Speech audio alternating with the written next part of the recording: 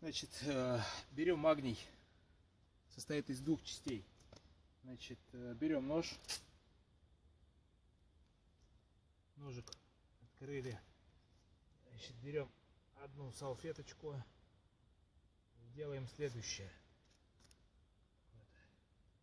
Упираем его. Берем магний.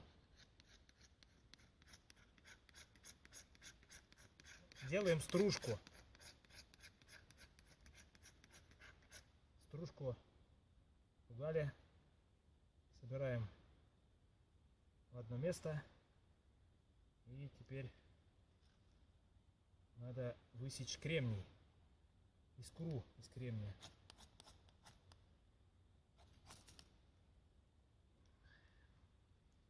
Вот. Вот наш огонь.